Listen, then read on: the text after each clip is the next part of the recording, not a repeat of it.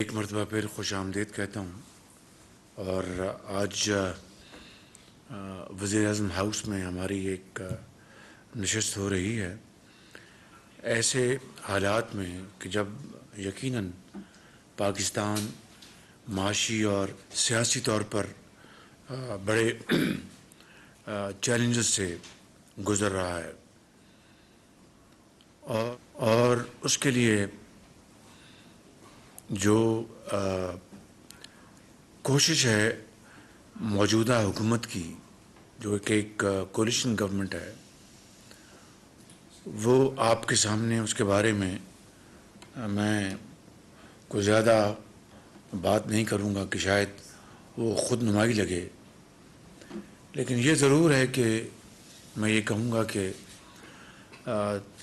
تمام کاوشیں بروئے کار لائی جا رہی ہیں کہ اکانومی کو سنبھالا ملے اور ملک آگے کی طرف رواں دواں ہوں۔ اب 11 ماہ ہو گئے ہیں اس حکومت کو اور معاشی طور پر پاکستان یقیناً میں یہ تو الحمدللہ کہہ سکتا ہوں کہ جو ایک دیوالیہ پن کا ایک خوف تھا جو پچھلے دور سے چلا آ رہا تھا وہ الحمدللہ وہ تو میں سمجھتا ہوں کہ ختم ہو چکا، لیکن IMF کے ساتھ معاہدہ کرنے میں ایسی شرائط ہمیں تسلیم کرنی پڑ رہی ہیں جس کا یقیناً عام آدمی کو اس کا بوجھ پڑا ہے اور پڑے گا، مگر اس سے بڑھ کر جو سب سے اہم بات وہ یہ ہے کہ IMF سے جو شرائط پچھلی حکومت نے طے کی اور معاہدہ کیا اس سے وہ پیچھے ہٹ گئے۔ یہ بات اب اچھی طرح جانتے ہیں کہ اس کی کیا وجوہات تھیں۔ وجہ صاف یہ تھی کہ پچھلے سال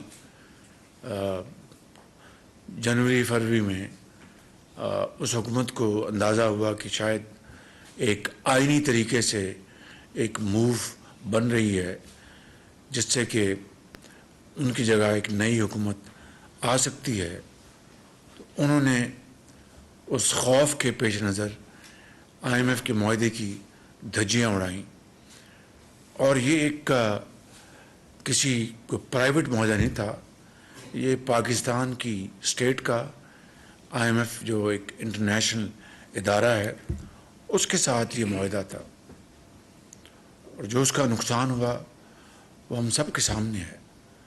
اور اب میں اگر یہ کہوں تو غلط نہیں ہے کہ ایسی شرائط وہی جو اس حکومت نے مانی تھیں ان شرائط کو IMF نے اس دفعہ کہا کہ جی وہ آپ اس کے اوپر من عمل کریں گے اور اس کو آپ باقاعدہ ہم اس کا جائزہ لیں گے، تو یقیناً یہ بات ہمیں ماننی پڑی ہے۔ اور اب معاہدہ اسٹاف لیول پر مجھے امید ہے کہ انشاءاللہ وہ جلد ہو جائے گا اور پھر وہ بورڈ کے پاس جائے گا۔ کہنے کا مقصد یہ ہے کہ اس حکومت بشمول ہماری حکومت کے جو کہ صرف 11 مہینے اس کی مدت ہے اور یہ کسی ایک پارٹی کی حکومت نہیں، یہ ایک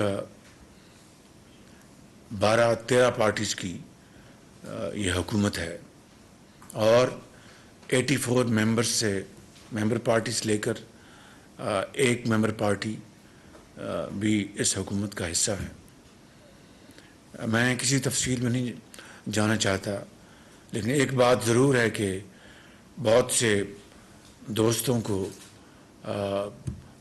یہ ایک تاثر تھا کہ شہباز شریف یہ کولیشن نہیں چلا پائے گا، لیکن اس کو چلانے کے لیے یہ کوئی میرا کریڈٹ نہیں ہے، ساری کولیشن گورنمنٹ کے جو زعماء ہیں انہوں نے پوری طرح مثبت کردار ادا کیا، اور یہی وجہ کہ تاریخ میں پہلی کولیشن گورنمنٹ جو ہے وہ اب تک اور ان حالات میں وہ یکجاں دو قالب اور آگے ہم بڑھ رہے ہیں۔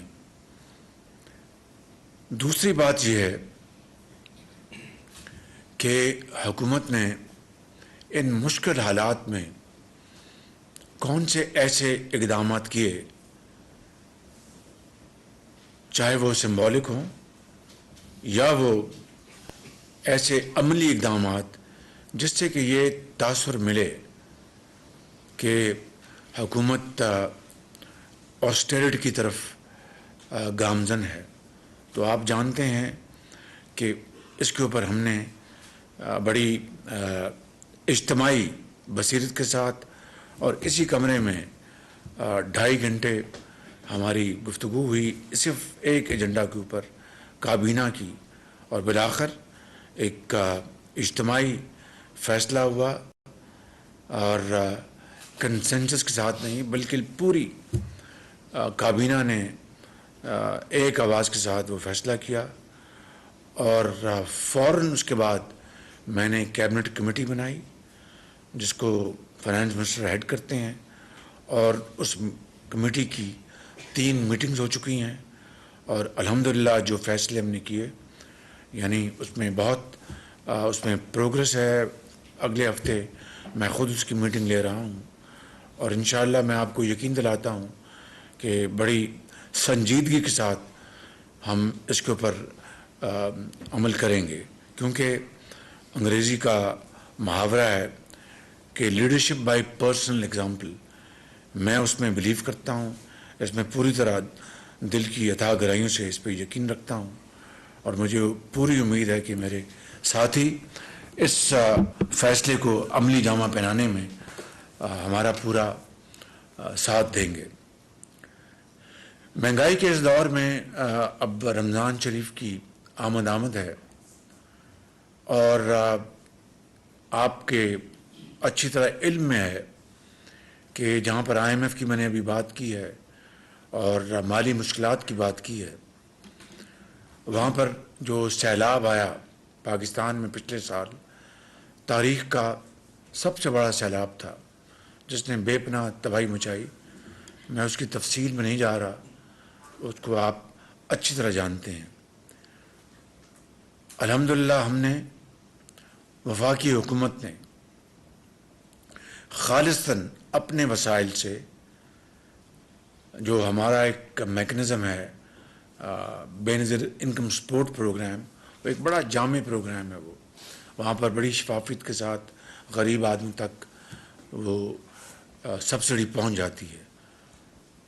اس کے ذریعے اور پھر نیشنل ڈیزاسٹر مینجمنٹ ایجنسی کے ذریعے ملا کر تقریباً 100 ارب روپے ہم نے خرچ کیے سیلاب زدگان کے لیے۔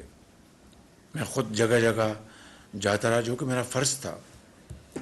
پھر اس حوالے سے ہم نے ڈونرز کانفرنس کی، جنیوا میں جو ڈونرز کانفرنس ہوئی وہاں پر اعلانات ہوئے، اور اب ہم کوشش کر رہے ہیں کہ ان اعلانات کو عملی جامہ پہنایا جائے، اور جو بھی اس سے ہمیں رقوم حاصل ہوں وہ ڈیزاسٹر مینجمنٹ اور ان دکھی بھائیوں اور بہنوں کے لیے ہم خرچ کریں۔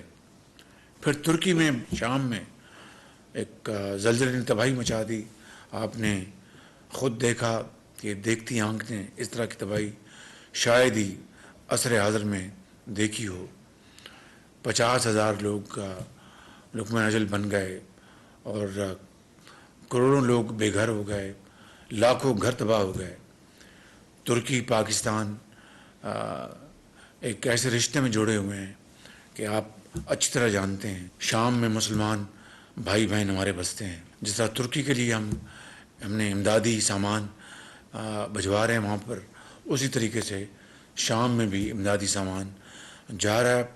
فرق امدادی سامان کا فرق یہ ہے کہ وہاں پر خیموں کی زیادہ ضرورت ہے، شام میں خوراک کی، کپڑوں کی اور ادویات کی، اور اس میں ہمارے بائی ایئر بھی جا رہا ہے سامان، بائی ٹرکس بھی جا رہا ہے، اور بحری جہازوں سے بھی سامان جا رہا ہے، اور میں یہ کہہ سکتا ہوں کہ الحمدللہ پاکستان کی حکومت اور پاکستان کے عوام اس معاملے میں اپنا حق ادا کرنے کی پوری کوشش کر رہے ہیں۔ اگلی بات وہ ہیں الیکشنز۔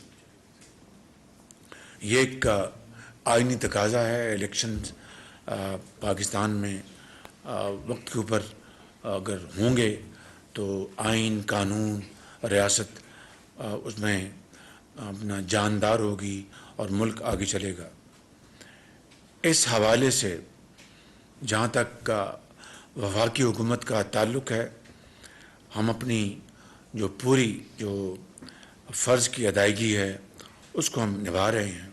مثال کے طور پر یہ 2021 میں پچھلی حکومت کے دور میں کاؤنسل آف کامن انٹرسٹ میں یہ فیصلہ ہوا تھا کہ سینسس دوبارہ کرائے جائیں، کیونکہ بعض صوبوں کو اور بعض پولیٹیکل پارٹیز کو پچھلے سینسس کے اوپر شدید تحفظات تھے۔ میں تفصیل میں نہیں جانا چاہتا کیونکہ اس سے ایسا نہ ہو کہ بات کا بدنگڑ بنے، لیکن یہ فیصلہ CCI کا ہے اور اس کے لیے سینسس کے لیے باقاعدہ کام کا آغاز کر دیا گیا ہے اور اس کے لیے فنڈز بھی منسٹری آف پلاننگ کو مہیا کر دیے گئے ہیں اور سینسس کا کام جاری ہے۔ لیکن ابھی بھی، اور مجھے آفیشلی خطوط آئے ہیں اور آج بھی میری میٹنگ ہے پاکستان کے بعض صوبوں کے جو چیف منسٹرز ہیں، ان کو سینسس کے اوپر بعض معاملات پہ تحفظات ہیں اور ان کا یہ کہنا ہے کہ یہ ہمارے تحفظات دور نہیں ہوں گے تو ہم نہ صرف سینسس میں، کیونکہ ظاہر ہے کہ صوبائی حکومتوں نے پوری طرح اس میں حصہ ڈالنا ہے، وہاں پر افرادی قوت مہیا کرنی ہے، وہ ٹیچرز ہیں جو بھی ہیں، افواج پاکستان کے وہ بھی نیومریٹرز انہوں نے بھی جانا ہے۔ تو انہوں نے کہا جی کہ آپ ہمارے تحفظات دور کریں گے تو ہم اس معاملے میں پھر آگے چلیں گے۔ چنانچہ آج میں نے پچھلے دنوں میں نے منسٹر آف پلاننگ کو ذمہ لگایا تھا، آج خود میں نے میٹنگ رکھی ہے تاکہ اس میں وقت ضائع نہ ہو۔ فائنینشیل چیلنجز کے باوجود ہم نے وسائل منسٹری آف پلاننگ کو مہیا کیے ہیں تاکہ سینسس جو ہیں وہ وقت پر مکمل ہو سکے اور جب الیکشن کا وقت آنا ہے اگست سپٹمبر میں نیشنل اسمبلی کا، تو وہ سینسس مکمل ہو چکے ہوں اور بلکہ اس سے پہلے مکمل ہو چکے ہوں تاکہ کہیں اس سے تاخیر نہ ہو سکے۔ اس کے علاوہ بعض صوبوں کے مثال کے طور پر KP نے باقاعدہ لکھ کے دیا ہے الیکشن کمیشن کو کہ ہمارے ہاں ایک سیریس تھریٹ ہے ٹیررزم کا۔ اب یہ وہ معاملات ہیں جو کہ الیکشن کمیشن نے ان کو ایڈریس کرنا، انہوں نے فیصلہ کرنا ہے، یہ میں نے فیصلہ نہیں کرنا۔ بطور صدر مسلم لیگ نون کے میں آلریڈی میں اپنے زوم پر فزیکلی میٹنگز کر چکا ہوں، اپنی پارٹی کے ساتھ ہدایت دے چکا ہوں کہ فوراً کاغذات نامزدگی داخل کی جائیں، صوبہ پنجاب میں، صوبہ KP میں۔ اور یہ بھی ایک تاریخ کا ایک کہہ لیجیے حادثہ ہے کہ 75 سال میں پہلی مرتبہ 2 صوبوں میں الیکشن ہو رہے ہیں اور 2 صوبوں میں نہیں ہو رہے۔ اس کے کیا نتائج نکلیں گے، کیا اس کے کانسیکوینس ہوں گے، وہ وقت بتائے گا۔ لیکن جو اس وقت جو قانونی اور ہم جو لیگل ریکوائرمنٹ ہے اس کو انشاءاللہ پورا کرتے ہوئے میں نے اپنی پارٹی کو میں ہدایت دے چکا ہوں، کاغذات نامزدگی داخل کیے جا رہے ہیں اور پارٹی کو ٹکٹس کے لیے جو لوگ ہماری پارٹی پر الیکشن لڑنا چاہتے ہیں وہ اپلائی کر رہے ہیں، کیونکہ بشمول PMLN کوئی پولیٹیکل پارٹی اس ملک میں بلکہ دنیا میں وہ الیکشن سے بھاگ نہیں سکتی، وگرنہ اس کا وجود ختم ہو جائے گا۔ لہٰذا اس کے اوپر کسی کو کوئی شبہ نہیں ہونا چاہیے کہ بطور صدر پاکستان مسلم لیگ نون ہم بالکل الیکشن سے اپنا پوری طرح دل جمی سے الیکشن میں پورے پروسیس میں ہم حصہ لیں گے اور جو بھی الیکشن کمیشن فیصلہ کرے گا ہم انشاءاللہ اس کے ساتھ چلیں گے. آخری بات یہ ہے کہ اس ملک میں پہلی مرتبہ first time in the history of Pakistan ایک ایسی صورتحال بن چکی ہے کہ جہاں پر ایک شخص، سیاسی شخص، اپنے آپ کو قانون سے اب بالاتر سمجھتا ہے. ہر عدالت کو، چاہے وہ عدالت عظمیٰ ہے، چاہے وہ عدالت عالیہ ہے، چاہے وہ لوور کورٹس ہیں، چاہے وہ دوسرے جو لا انفورسنگ ایجنسی ہیں، ہر ادارے کو وہ ڈیفائی کر رہا ہے اور ٹوٹل نیکڈ ڈیفائنس ہے. اور ہر روز نت نیا. کل میں نے ایک جملہ استعمال کیا اور وہ غلط نہیں ہے کہ اس وقت وہ اپنی بیماری، بزرگی اور لاچاری کا وہ دن رات واویلا کر رہے ہیں. میں یہ نہیں کہہ رہا کہ وہ بیمار نہیں، ضرور ہوں گے، اللہ تعالیٰ ان کو صحت دے اور صحت کاملہ عطا فرمائے، لیکن یعنی ریلیوں میں تو وہ جا سکتے ہیں، دوسرے وہ مصروفیات ان کو اٹینڈ کر سکتے ہیں. عدالتوں میں جانا ان کے لیے محال ہے. عدالت میں جانا تو دور کی بات ہے، ان کے جنگلوں کو توڑا جاتا ہے اور دھاوے بولے جاتے ہیں اور ججز کے اوپر فکرے کسے جاتے ہیں.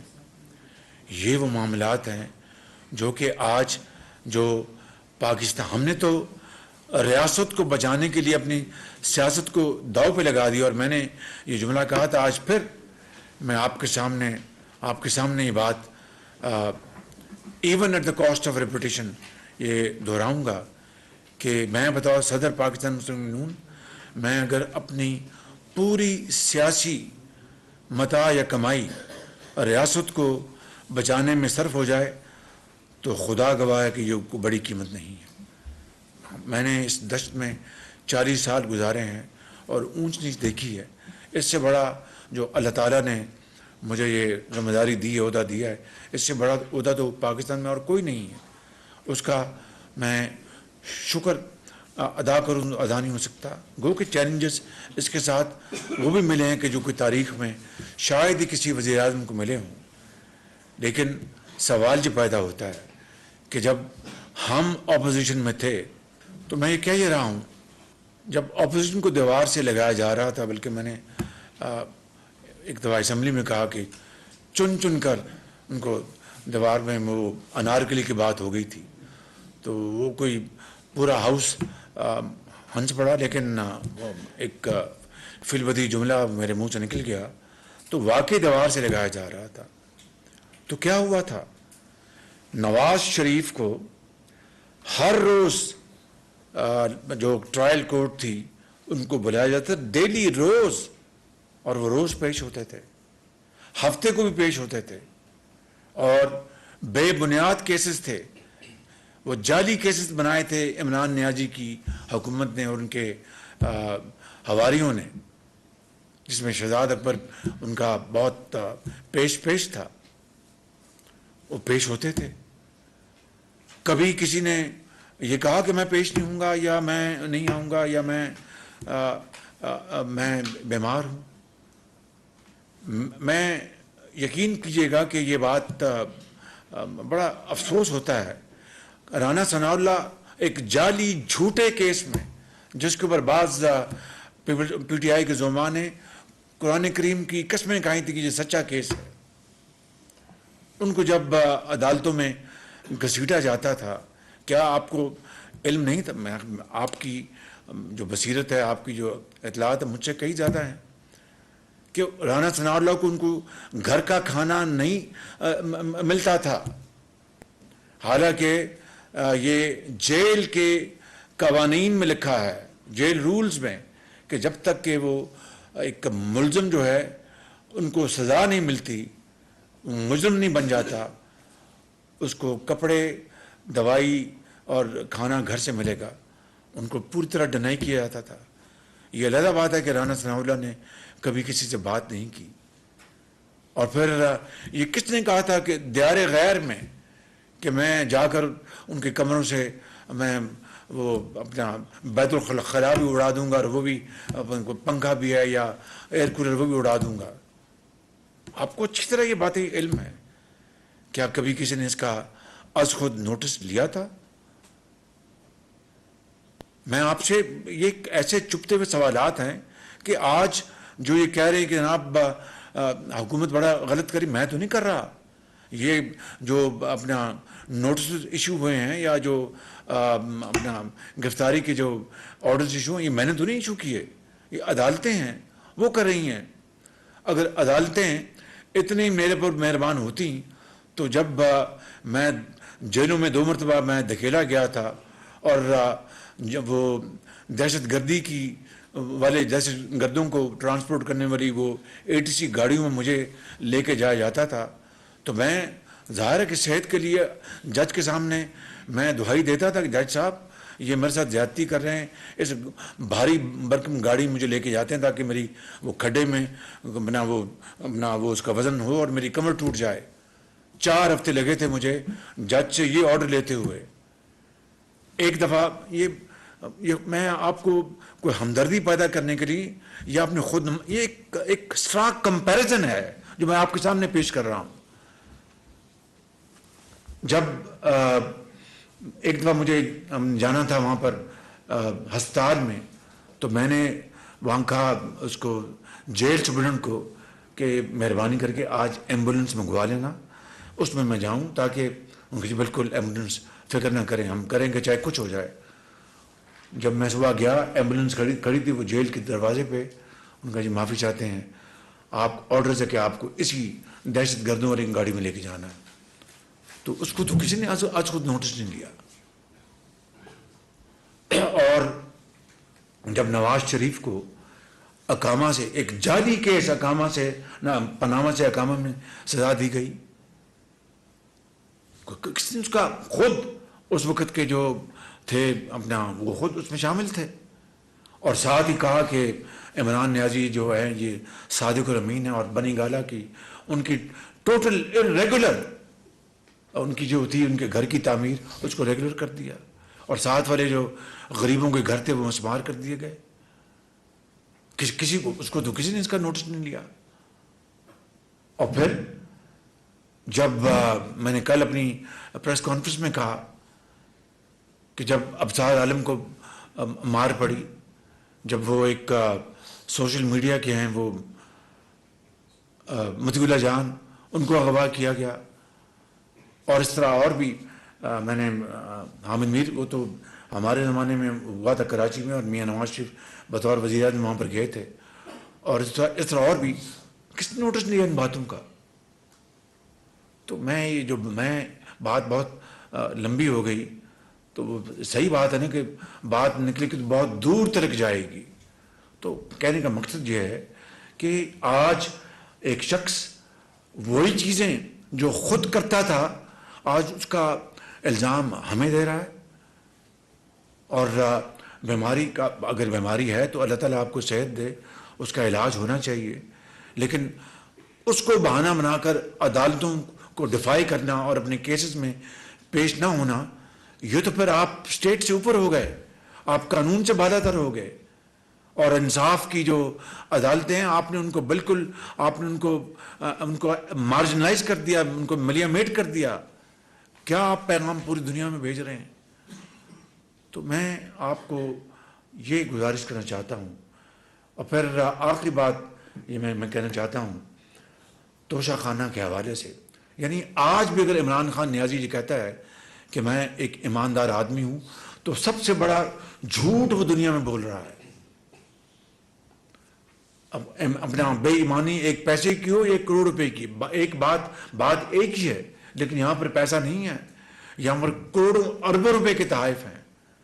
اور یہ بات اب اس میں کوئی بات چھپی ہوئی نہیں ہے کہ انہوں نے اپنے تحائف، یعنی کل مجھے کوئی انٹرویو میں کہہ رہا تھا کہ جی یہ تحائف جو لیے گئے ہیں یہ بھی تو ایک لیگل لوٹ مار ہے. آپ اس کو دیکھیں، ایک قانون بنا تھا، رولز بنے تھے کہ جی آپ توشہ خانہ میں جو تحائف ملتے ہیں وہ جمع کرائیں گے، تو یہ اس کی ریشو ہے، یہ قیمت ادا کریں گے. جب وہ قیمت لگ جائے تو پھر آپ اس کو اب لے لیں اس کو. یہ قانون تھا.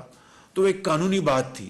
ہم نے اپنی کابینہ میں اس فیصلے کو پچھلی سے پچھلی کابینہ میں فیصلے کو بدل ڈالا اور یہ فیصلہ کیا کہ آئندہ صرف $300 تک کا تحفہ وہ وزیر ہے یا کوئی گورنمنٹ آفیشل ہے وہ رکھ سکیں گے. اس سے اوپر جو تحفہ ہے وہ وہاں پر جمع ہوگا توشہ خانہ میں. یہ ہم نے قانون بنایا. اب اس کی کوئی خلاف ورزی کرے گا تو وہ خلاف ورزی ہے. اسی طریقے سے پہلے جو قانون تھا, یہ پالیسی تھی کہ آپ اتنے پیسے جمع کرائیں گے اور وہ تحفہ لے لیں گے. انہوں نے کوئی تحفہ چھوڑا نہیں. چلو ان کو بیچ ڈالے, ان تحفے بیچ ڈالے. یہ ہے اصل جرم. نہ صرف بیچ ڈالا بلکہ سب سے مہنگا اور سب سے, میں کہوں گا بطور ایک مسلمان کے, متبرک تحفہ جس کے اوپر خانہ کعبہ کا ماڈل تھا وہ ان کو ملا. وہ پتہ نہیں 20 کروڑ کا ہے, 25 کا, 15 کروڑ کا, اللہ تعالیٰ جانتا ہے. اس کو بیچ دیا اور قوم کے آگے ایک جھوٹ بولا کہ میں نے وہ فلاں دکان ہے اسلام آباد میں نے وہاں پر بیچا 5 کروڑ روپے میں. وہ رسید بھی جعلی نکل آئی. اب یہ تو کرمنل ایکٹ ہے کہ آپ نے جعل سازی کی. ایک تو آپ نے بیچا غلط کیا, اوپر سے آپ نے جعل سازی کی اور وہ ثابت ہو گیا کہ آپ نے دبئی میں. تو پھر یہ اگر کوئی ان کو فالوورز ہیں, ان کا کلٹ ہے ہوگا, لیکن کیا ہم نے قوم کو ایک کھیل تماشا بنا کر لے کے چلنا ہے آگے, یا اور ان کو قانون اور اداروں پر حاوی کرنا اور ان کو ایک اپنا دیو مالا بنا کے دنیا کو دکھانا ہے, یا پر اس ملک میں قانون کی حکمرانی اور غربت اور بے روزگاری کا کو علاج ڈھونڈنا ہے آپ نے. میں سمجھتا ہوں کہ یہ وہ چپتے ہوئے سوالات ہیں جو کہ پوری قوم کو اس کا جواب مجھ سے چاہیے اور پوری قوم کو جواب ان زعماء سے چاہیے جو کہ اس کے ذمہ دار ہیں. میں اس سے زیادہ بات نہیں کرنا چاہتا, لیکن حقیقت یہ ہے کہ جن لوگوں نے ایک یک طرفہ فیصلے کیے اور جو کہتے ہیں کہ عدل کی جو تکڑی ہوتی ہے یا اس کا ترازو ہوتا ہے وہ بالکل وہ اپنا بیلنس ہوتا ہے اور وہ آنکھیں بند کر کے فیصلے کرتا ہے. یہاں پر آنکھیں کھول کر عدل کی جو ہے انصاف کی دھجیاں اڑائی گئی ہیں. میں سمجھتا ہوں کہ یہ وہ حالات ہیں جن کی اگر اکاؤنٹیبلٹی نہیں ہوگی تو پھر یہ معاشرہ, یہ ملک جو خداداد ملک پاکستان ہے اور جس کو قائد اعظم کی لیڈرشپ میں عظیم قربانیوں سے یہ مارج وجود میں آیا ہے, ہم مزید اپنا نقصان کرتے چلے جائیں گے. تو بہت شکریہ. پرائم منسٹر صاحب بہت شکریہ, اچھا کیا آپ نے, ہم بھی سننا چاہ رہے تھے, سچی بات ہے. بدقسمتی سے ہمارے جتنے بھی لیڈرز ہیں جب ہم ان سے ملتے ہیں تو مسائل کی بات کرتے ہیں وہ سارے ہی کہ یہ مسئلہ ہے, یہ چیز ٹھیک نہیں ہے, لیکن حل مجھے کہیں نظر نہیں آ رہا. الیکشنز کی بات آپ نے کی, وہ ٹھیک ہے الیکشن کمیشن نے کرانے ہیں, لیکن بات آپٹکس کی ہوتی ہے. مطلب ظاہر ہے آپ کے جو اوپوننٹ ہیں وہ کہتے ہیں جی گورنمنٹ نہیں کرانا چاہ رہی. مریم نواز صاحبہ چونکہ جب آ کے کہتی ہیں کہ جی وہ لیول پلینگ فیلڈ دو, جو نواز شریف کے ساتھ ہوا تھا وہ عمران کے ساتھ ہوگا تو اس کے بعد الیکشنز ہونے چاہیے, تو پھر وہ چیزیں آپ کی طرف آ جاتی ہیں. میرا سوال یہ ہے کہ یہ عمران خان صاحب بھی کہہ چکے ہیں کہ ایک ہی وقت میں الیکشنز ہونے چاہیے, یہ سٹیٹمنٹ آن ریکارڈ ہے ان کی. پھر انیشیٹو کیوں نہیں لیا جا رہا؟ کہیں عمران خان سے آپ بات نہ کریں, ان کی نیچے لیڈرشپ پارٹی میں لوگ ہیں, کہیں کوئی کمیٹیز بن جائیں, مل کے بیٹھ کے کوئی ایک ہی وقت میں الیکشنز کرا لیے جائیں. یہ بار بار کی ایکسرسائز سے بھی ہم بچ جائیں گے, کیونکہ اس کے بغیر حالات ٹھیک نہیں ہوں گے پرائم منسٹر صاحب. کیونکہ آپ نے کہا کہ ہم نے اپنی وہ ریاست بچانے کے لیے سیاست بھی قربان کی ہے. میرا اپنا ذاتی خیال ہے کہ نو کانفیڈنس موشنز حکومتیں بنانے کے لیے نہیں ہوتی, حکومتیں گرانے اور الیکشنز کرانے کے لیے ہوتی ہیں. بہت شکریہ. بالکل آپ کا اپنا پوائنٹ آف ویو ہے, اس کا ہم احترام کرتے ہیں, ہر ایک کو حق ہے. ایاز خان صاحب بالکل, لیکن آپ نے جو پوائنٹ اٹھایا ہے کہ عمران خان صاحب بھی چاہتے ہیں کہ الیکشنز ایک وقت میں ہوں, تو جب یہ ووٹ نو کانفیڈنس ہو رہا تھا تو آئین توڑنے کی ان کو کیا ضرورت تھی؟ پریزیڈنٹ آف پاکستان کو, اسپیکر کو, ڈپٹی اسپیکر کو. بالآخر سپریم کورٹ نے وہ اسمبلی بحال کی اور یہ کہا کہ یہ آئین چکنی ہوئی ہے. ان کو سزا دی گئی نہیں دی گئی وہ ایک علیحدہ بحث ہے. تو اگر ان کو الیکشن کا اتنا خیال تھا تو وہاں پر کہتے جی میں الیکشن کی طرف جا رہا ہوں میں. تو آج آپ کی جو بات ہے اس کا بڑا اس کا وزن تھا. اور رہی بات کہ بات چیت، سیاستدان تو ان کے پاس تو اور کوئی ہتھیار ہے ہی نہیں ماسوائے بات چیت کا. اس میں کوئی دو رائے نہیں. اگر اس ملک کو آگے چلنا ہے تو ہمیں سب کو مل بیٹھ کر ایک ٹیبل پر بات کرنی ہوگی، چاہے ہمیں ایک دوسرے کے چہرے پسند ہوں یا نہ ہوں. لیکن ابھی سانحہ پشاور ہوا تو میں نے وہاں پر ایپیکس کمیٹی کی میٹنگ بلائی اور پی ٹی آئی کو خالی اپنے معتمد ساتھیوں کو کہا کہ آپ ان کو انوائٹ کریں. ان کو انوائٹ کیا گیا، وہ نہیں آئے. میں آپ کو ان کی اپنے زمانے کی مثال دے دیتا ہوں. جب کووڈ آیا تو میں پاکستان چلا آیا، وہاں سے بھاگا آیا لندن سے، اور یار لوگوں نے کہا کہ یہ ڈیل ہو گئی ہے شہباز شریف کی، ورنہ یہ کس طرح آ سکتا تھا. تو حالات نے بتا دیا نہ وہ ڈیل تھی نہ وہ ڈھیل تھی. میں اپنے ضمیر کے مطابق میں چلا آیا کیونکہ پی آئی کی فلائٹس بند ہو گئی تو میں پاکستان آیا. چنانچہ کووڈ کے اوپر ایک کانفرنس ہوئی اور وہ بھی اسپیکر نیشنل اسمبلی نے آرگنائز کی. عمران خان نیازی نے انکار کر دیا تھا. اب یہ سن لیں، میں بیٹھا ہوں، بلاول صاحب بیٹھے، ہم زوم پر تھے، وہ زمانہ زوم کا تھا. عمران نیازی نے اپنا بھاشن دیا، اس کے بعد بطور لیڈر دی اپوزیشن میری باری تھی. تو میں نے بات شروع کی. مجھے ایک ساتھی نے کہا کہ شہباز شریف صاحب چیک کریں کہ نیازی صاحب بیٹھے ہیں. تو میں نے اسپیکر صاحب سے پوچھا، میں نے کہا وہ جناب وہ نیازی صاحب تشریف فرمائیں. انہوں نے کہا ان کو بڑا ایک ضروری کام تھا وہ چلے گئے ہیں. میں نے کہا کووڈ سے زیادہ کوئی ضروری کام ہے؟ تیسری بات، جب ہندوستان نے مکاری سے حملہ کیا پاکستان پر فروری 2019 میں، تو اس دن مجھے اطلاع ملی کہ آج شام کو پوری اپوزیشن کو باقاعدہ بریفنگ دی جائے گی. یہ سننے والی بات ہے کہ یہ کیسے واقعہ ہوا، ان کے مگ طیارے کس طرح آئے پاکستان میں، اور کس طرح وہ جو سارا واقعہ. میں نے ساری اپوزیشن کو اکٹھا کیا، اور اس زمانے میں میرے یقین کریں نئی کمر میں بہت شدید تکلیف تھی. پوری اپوزیشن سینٹ کی اور نیشنل اسمبلی کی 1.5 گھنٹہ بیٹھی رہی انتظار میں. اور یہ جس طرح آج یہ ٹوٹل ڈیفائنس ہے، یہ نہیں آئے. بالآخر اس وقت کے سپہ سالار جنرل باجوہ آئے اور انہوں نے آ کے بریفنگ دی. اور ہم نے پھر کہا کہ جناب وہ خان صاحب کو آپ کنونس نہیں کر سکے. تو جب یہ حالات ہوں کہ چور ڈاکو، بھائی آپ الیکٹڈ لوگ ہیں، اب سب سے بڑے چور، میں دیکھیں نا مجھے تکلیف ہوتی ہے بات کرتے ہوئے، سب سے بڑے چور ڈاکو تو رنگے ہاتھوں تو آپ پکڑے گئے ہیں. یہاں پر تو سب الزامات تھے جو آج بھی عدالتوں میں. اور جو یہ کہتا ہے، یہ میری بات میں بڑے ادب سے لیکن بڑی کلیئرٹی سے کرنا چاہتا ہوں کہ اگر جن ہمارے ساتھیوں کو ابھی جو اپنا کلین چٹ ملی ہے، احسن اقبال صاحب کو، مریم نواز صاحبہ کو، رانا ثناء اللہ کو، وہ امینڈڈ نیب کے قانون میں نہیں ملی، وہ اسی پرانے قانون میں ملی ہے. ایک بات. اور دوسری بات، جو یہ کیسز بنائے گئے تھے ہمارے خلاف، وہ تو عمران نیازی نے ان کے حواری نے بنائے تھے. تو اگر آج یہ کہنا کہ جی نئے قانون تھا تو کسی کو بھی رہائی نہیں ملی ایک کیس میں بھی کسی کو. اور وہ کیسز چل رہے ہیں. ہاں البتہ جہاں فیصلے ہوئے ہیں وہ لندن میں فیصلے ہوئے، جو کہ وہی ایف آئی اے کا پلندہ میرے خلاف نیشنل کرائم ایجنسی کو بھجوایا گیا، اور 2 سال لگائے انہوں نے. اور اللہ تعالیٰ کے فضل و کرم سے میں ایک بڑا ناچیز گناہ کار آدمی ہوں، خطا کار انسان ہوں، کلین چٹ ملی. الیکشن کی بات آپ کرتے ہیں، آپ نے کی ہے. کل ہم صدر صاحب سے ملے تو انہوں نے بھی کہا تھا الیکشن ہوں گے، لیکن کے پی میں یہ حالات آج نہیں ڈیولپ ہوئے، حالات پہلے سے بھی ایسے ہی تھے. اور یہ حالات اگر ٹھیک نہ ہوئے تو کیا الیکشن کبھی زندگی میں نہیں ہوں گے؟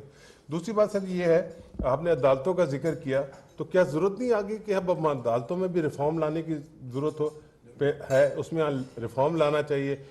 فیصلہ الیکشن کمیشن نے کرنا ہے. الیکشن جو فیصلہ کرے گا ہم اس کے اوپر عمل پیرا ہوں گے. زلمے خلیل صاحب جو امریکن امبیسڈر بھی رہے ہیں افغانستان میں، انہوں نے ایک تجویز پیش کی ہے کہ آپ پاکستان میں اگر جون میں الیکشن ہو جائیں تو موجودہ بحران ٹل سکتا ہے.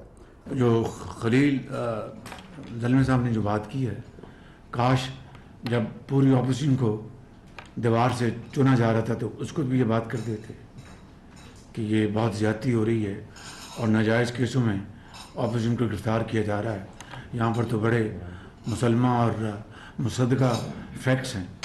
आपकी एक इत्तेहादी जमात मौलाना फजल रहमान साहब वाज़ेह तौर पे कहते हैं कि इंतखाबात नहीं हो सकते और मौजूदा कौमी असम्बली की मुद्दत में तोसी भी हो सकती है, तो क्या इसमें आपकी क्या राय है?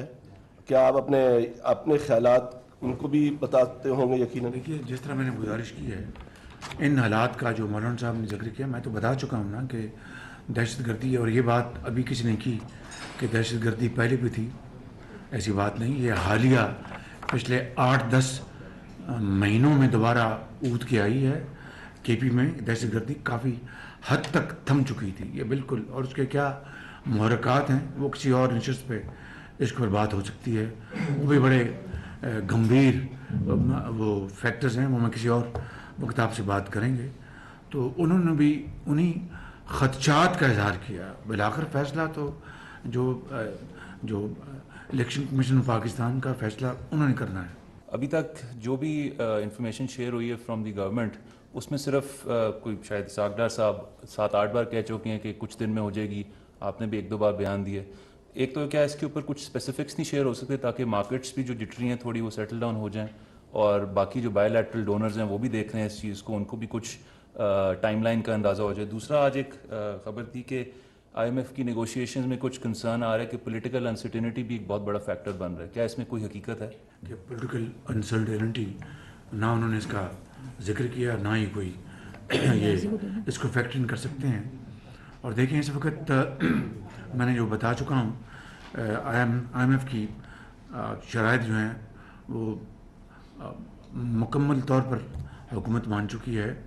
मैं आपको बताना चाहता हूँ, जहाँ पर सऊदी अरब है, पाकिस्तान का बेहतरीन बाएतमाद दोस्त मुल्क है, UAE है, कतर है, ये हमारे अपना बुरे वक्त के साथी हैं।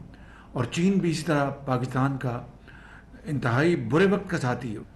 कि अगर आपका क्या ख्याल है कि जो आज दुनिया की एक उभरती हुई अपना माशी और फौजी ताकत चीन बन चुका है, और एक बहुत बड़ा मार्का मारा है कि उन्होंने बड़ी खामोशी से डिप्लोमेसी की और ईरान को और सऊदी अरब को बिठा के, 2 बरादर ममालिक को उनको बिठा के उनके साथ उनको एक मुआहदा कराया। कितनी बड़ी चाइना की एक अचीवमेंट है, जितनी भी सताइश की जाए कम है। और मुबारकबाद देता हूँ मैं चीन को, सऊदी अरब को और ईरान को।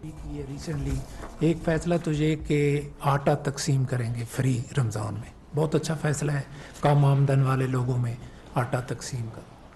फिर दूसरा फ़ैसला, रक्शे और मोटरसाइकिल्स को कम कीमत पे पेट्रोल देंगे। ये पूरी दुनिया में कम आमदन वाले लोगों को रिलीफ दिया जाता है, और आपने फ़ैसला किया, इब्तिदा की, तो ये मेरा ख्याल है आने वाली हुकूमतें इसको जारी रखेगी।